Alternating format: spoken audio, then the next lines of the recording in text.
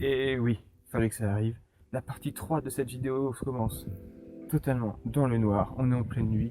Il est 8 h du matin et rendez-vous au boulot pour une journée de travail. Donc vélo taf, on va pouvoir reprendre 30 km aujourd'hui et demain. C'est le sujet de la vidéo. Faire du vélo taf alors qu'il fait très froid. Comment je m'y prends? On va le découvrir en roulant. En tout cas, on s'est équipé de la tente aux pieds comme si on allait parcourir 100 km dans le froid. Il n'y a pas le choix dans ces moments-là.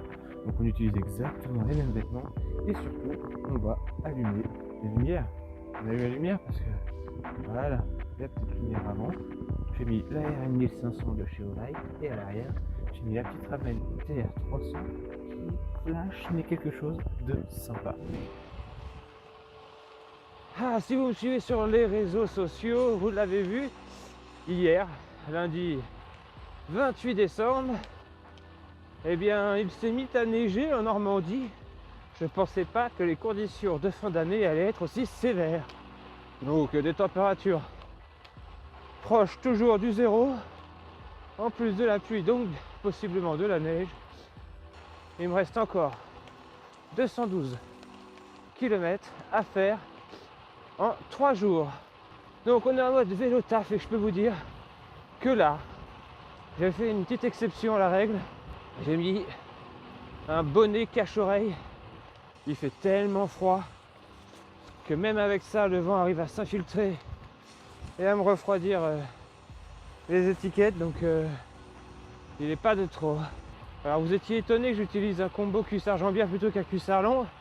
Bah écoutez, moi il en résulte que j'ai moins froid comme ça, pour une simple et bonne raison. Bah, j'ai double épaisseur. Le vent, lorsque vous faites du vélo, sur les jambes, il vient taper principalement sur les cuisses. Et donc avec un combo cuissard-jambière, vous avez la jambière qui remonte sur la cuisse et le cuissard qui redescend sur la cuisse. Ce qui fait que vous avez double épaisseur au niveau de la zone la plus exposée. Donc là, vous êtes vraiment tranquille et vous n'aurez jamais froid aux jambes. C'est vraiment pour moi le combo qui marche le mieux qu'un cuissard long. Et au niveau des gants, j'ai décidé de ne pas partir sur du néoprène parce que j'ai pas envie de me retrouver avec les mains mouillées en arrivant au boulot.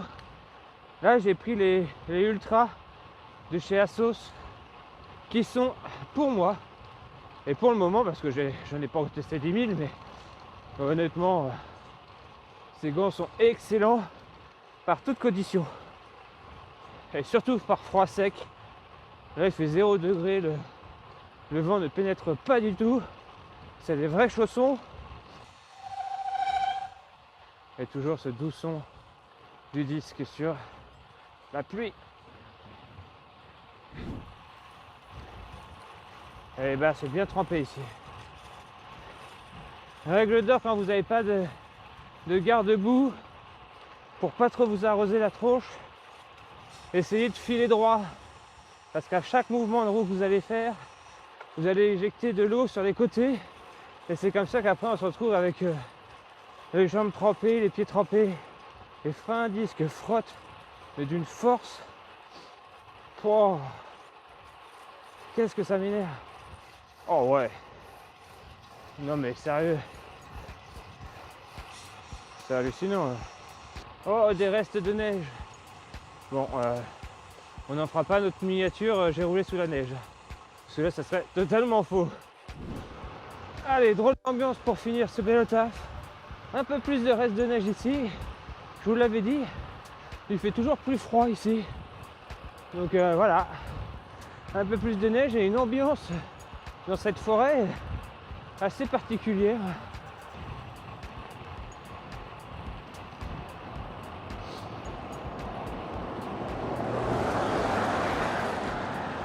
Allez, doubler un plein virage. Normal. Normal. Vous voyez, est-ce qu'il y a besoin de commenter? Je ne crois pas. Et voilà, arrivé au boulot. Pour ceux qui se demandent comment je fais une fois arrivé au boulot pour me changer, il faut savoir que je respecte toujours une règle, à l'aller, tranquille, mollo, pour ne pas arriver en totale transpiration. Donc en général, je prends mon temps et je roule tranquillement. Et si, par mégarde, il m'arrive de rouler beaucoup trop vite et ainsi de commencer à beaucoup transpirer, eh bien je me nettoie avec un produit sans eau de chez Mug Off. Je vous l'affiche à l'écran maintenant. C'est un produit que j'avais découvert grâce à la box par pédaleur, je crois, et que depuis j'utilise tout le temps, car c'est vraiment bien. Ça permet de se nettoyer rapidement, de ne pas sentir la transpi et des choses comme ça, des choses désagréables qui pourraient déranger vos collègues, et de passer une bonne journée. Donc quand on n'a pas de douche, on peut se nettoyer avec ce genre de produit qui font très bien le taf. Dans mon armoire que j'ai à mon boulot, qui m'est réservé, j'ai toujours des serviettes propres, un change complet, des chaussures, etc. Le vélo taf, ça s'anticipe pour ne pas se transporter un sac blindé d'affaires. Le mieux, c'est d'en avoir un peu sur place si vous le pouvez, et c'est ce que je fais. Donc voilà, sinon j'ai ma petite salle de 50 mètres carrés privative pour pouvoir me changer. À ce niveau-là, je suis plutôt bien posé, vous voyez, je suis tranquille. Allez, on se dit à tout à l'heure, à ce soir, pour le reste de cette sortie. Et on se retrouve, ça y est, il est tard le soir. Enfin bon, il est plus de 18h quoi. Et il est l'heure d'aller rouler. Objectif réalisé. Entre 30 et 35 km ce soir. Bon, pour les conditions météo, il commence à flotter. Limite pluie et neige mêlée, c'est très bizarre. Donc on va prendre la route et on va voir, suivant les conditions, si oui ou non on prolonge autant de kilomètres que ce que j'ai prévu de faire à la base. Mais si je fais pas ça aujourd'hui, ça sera foutu pour mon objectif, moi je peux vous le dire. Let's go. On est barré. On est barré. Et on est barré dans la tête aussi. On est barré dans tous les sens du terme. Ah ouais, mais là c'était pas du tout prévu qu'il flotte comme ça. Je sais pas si vous allez m'entendre et me voir, mais décidément, rien ne me sera épargné pour mon objectif 10 000. Je vais tout me taper. J'ai déjà le cul trempé au bout de 500 mètres. Oh putain. Là, ça craint.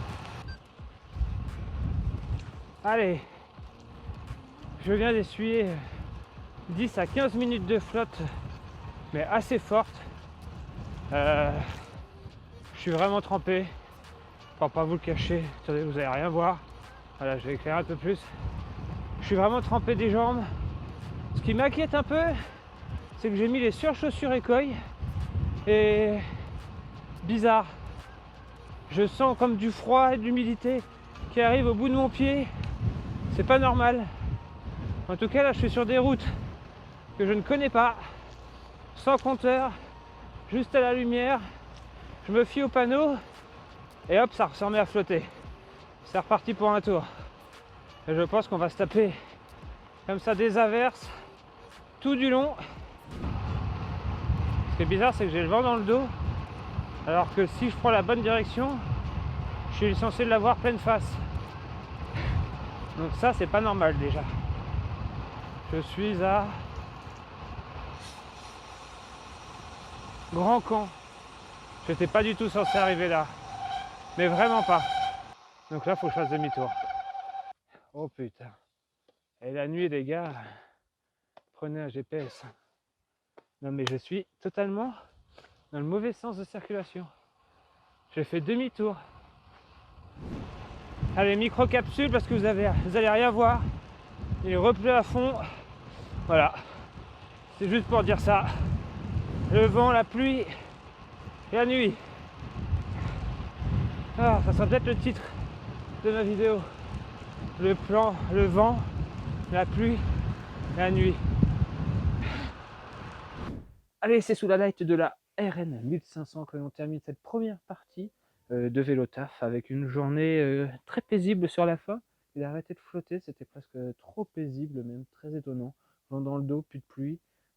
Voilà, ça arrive aussi. Voilà, on a pu sécher un tout petit peu.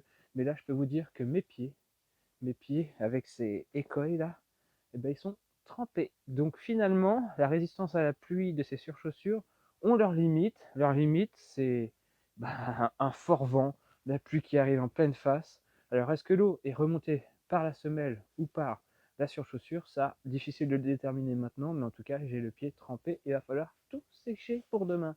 Donc, allez, on y va parce que ça a du boulot. On se dit à tout de suite pour vous, pour moi demain. Go! Et ça continue encore et encore. Ah. Jour 2 de vélo taf et on se retrouve avec les petites poulettes. Regardez la petite poule qui est ici. Enfin bref, on est parti pour ce second jour de vélo taf où je vois une météo peut-être un peu plus clémente que celle d'hier. Peut-être que je ne vais pas avoir de pluie, mais par contre j'ai entendu qu'il a flotté toute la nuit. Donc je vais me retrouver avec le cul très mouillé. Sans surprise, je n'ai toujours pas mis de garde-boue. Mais qu'est-ce que je suis intelligent! Allez, on va passer ces 15 km ce matin. Et on n'en parle plus. Il ne restera que 15 cet après-midi. Rassurez-vous, vous voyez rien. Mais moi aussi. Si, moi je vois bien, pardon.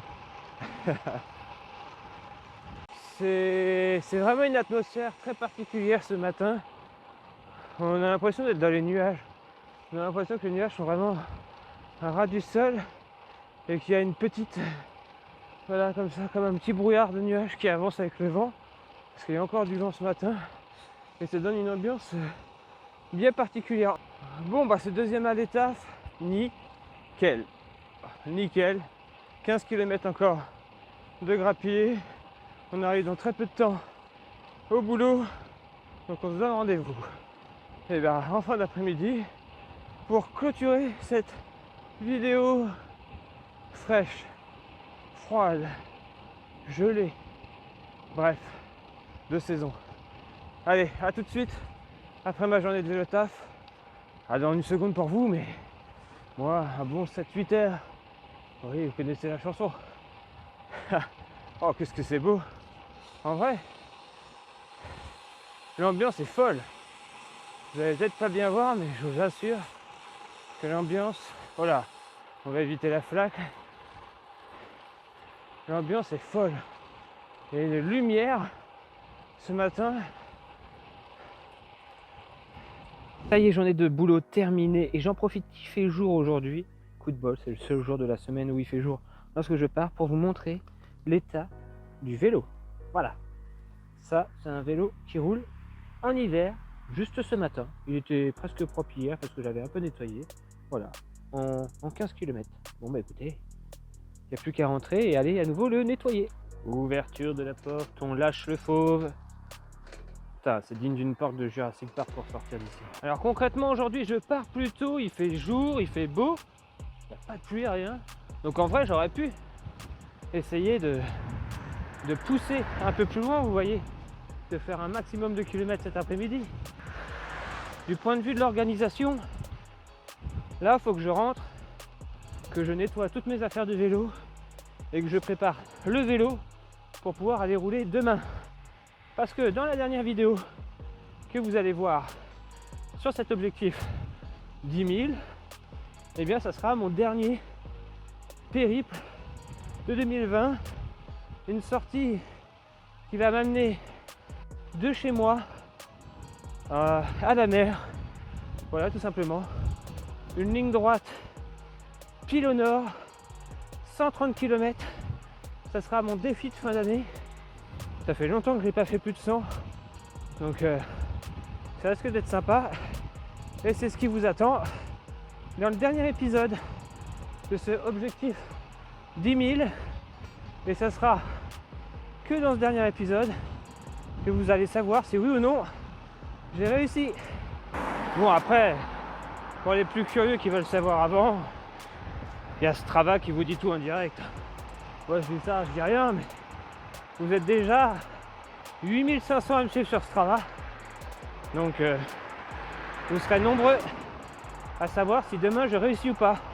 Enfin demain, ou quand vous verrez la vidéo, j'aurais déjà réussi ou pas. Oh, ça faisait longtemps que j'avais pas vu le jour. Ça faisait longtemps que j'avais pas fait de vélo et que j'avais pas vu ces arbres. C'est fou. Par contre, je préférerais ne pas voir l'état de ce vélo. Il est dégueulasse. Là, jet d'eau, produit, tout, la totale. En rentrant, faut que ça sèche pour demain. Parce que là, ouah, abusé. Ce qui devait s'apparenter à une petite balade de santé pour rentrer, finalement s'apparente à une bataille contre le vent. Oh, ça souffle fort là. Il n'est pas le moment de venir se cramer aujourd'hui. Faut garder des réserves pour demain. Donc on y va vraiment tranquille, mais que ça souffle fort. Waouh! Je tiens à revenir sur les surchaussures Ekoi. Lors de ma précédente vidéo, j'avais dit qu'ils faisaient très bien le job par temps froid et sec et toute petite pluie, ce qui avait été le cas. Mais la sortie d'hier, enfin de tout à l'heure pour vous, m'a montré que finalement, avec un vent défavorable plus de la grosse pluie, tout finit par être trempé. J'avais les pieds trempés, d'ailleurs j'ai dû changer de chaussures. J'ai pas réussi en une nuit à les sécher, donc j'ai mis une autre paire de chaussures aujourd'hui. Tout ça pour dire que les Ekoi Ice Proof, qui sont dits 100% étanches et isolants jusqu'à -10, pour l'isolation au froid, je donne 10 sur 10. Pour l'étanchéité, il y a des choses à revoir là. Bon voilà, en tout cas, c'est terminé pour cet épisode 3 où vous avez pu voir un peu mon quotidien de vélo taffeur. C'est pas tous les jours de repos quand on doit affronter des météos comme ça après une grosse journée de boulot, se taper le vent dans la gueule et tout. C'est pas tous les jours marrant, mais ça permet tout de même d'évacuer, d'oublier sa journée de taf. Au bout de 2 minutes, vous êtes en train de lutter avec votre vélo, vous oubliez instantanément d'où vous venez, quoi. Ça aura toujours ce bienfait. En tout cas, merci à tout le monde de me soutenir dans cet objectif 10 000. Je vous vois à chaque vidéo, chaque sortie Strava, chaque publication. Vous êtes nombreux à me soutenir, ça me motive. Ça me motive surtout à prendre la route sans même regarder les conditions météo. Je me suis lancé un objectif, je vous l'ai dit, je vais le réaliser, coûte que coûte.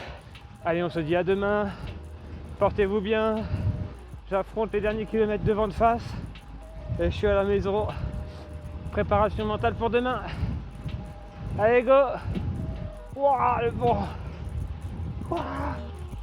Ah, je vous jure, c'est infernal! Oh, si demain c'est 130 bandes comme ça,